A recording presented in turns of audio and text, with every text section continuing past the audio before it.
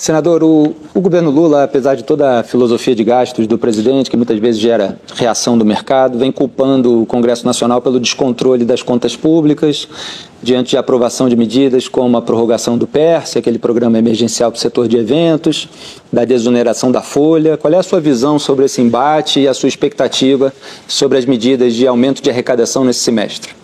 Eu acho que o governo Lula, exemplo do que fez nos últimos 14 anos, está acelerando o processo de quebrar o Brasil. O que eles fizeram em 14 anos, eles aperfeiçoaram e estão fazendo num tempo muito menor. Até porque, desta vez, há uma certa boa vontade em relação ao que está acontecendo no governo.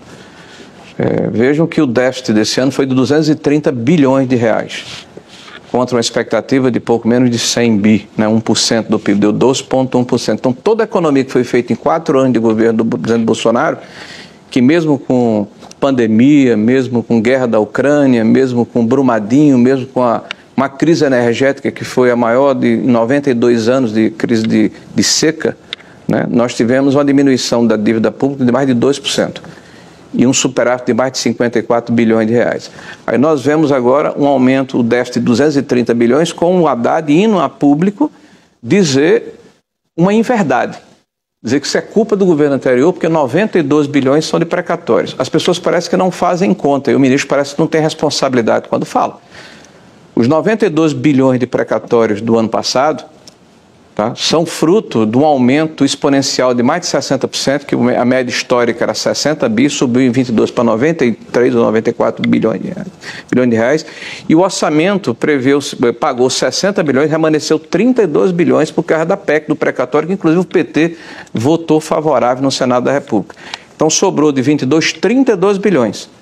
O governo federal atual fez uma petição ao Supremo Tribunal Federal e conseguiu a anuência para pagar fora do parâmetro fiscal 92 bilhões. Pagou 32 de 2022, 32 de 23 do governo do PT e mais 30 de 24 do governo do PT.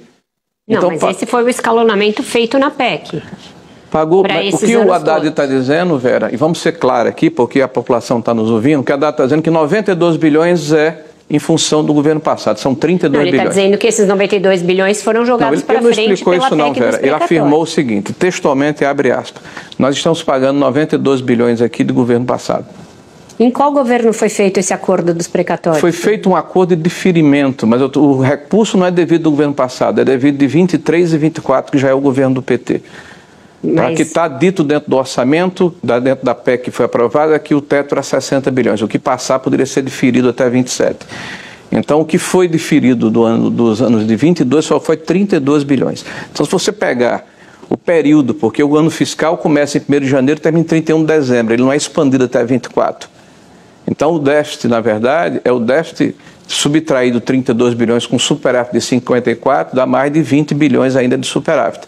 Então nós estamos tendo um governo que está muito mais preocupado em aumentar as receitas, inclusive com receitas não recorrentes, como é o caso do PIS/PASEP, como é o caso do CAD, e as despesas que estão sendo colocadas dentro do orçamento, elas são permanentes. O que vai acontecer no futuro é extremamente previsível. Nós vamos desarrumar as finanças públicas e vamos partir para um processo parecido com o que aconteceu em 2015 e 2016. Basta ver o que está acontecendo com a Petrobras, com o aparelhamento da máquina pública, com a questão do conteúdo nacional, com o lançamento do terceiro PAC, que é uma galhofa, uma brincadeira.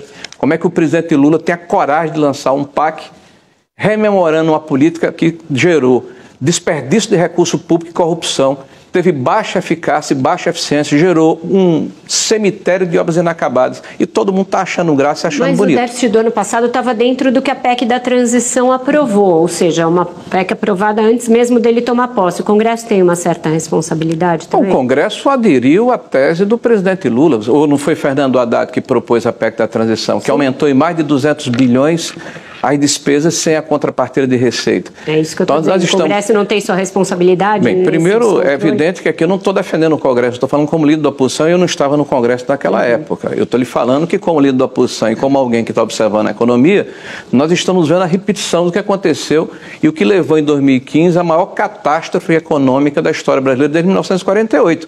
Com a supressão de 3 milhões de empregos, com mais de 300 mil empresas fechadas, e eles estão com o mesmo ritmo, com os mesmos personagens, com os mesmos métodos.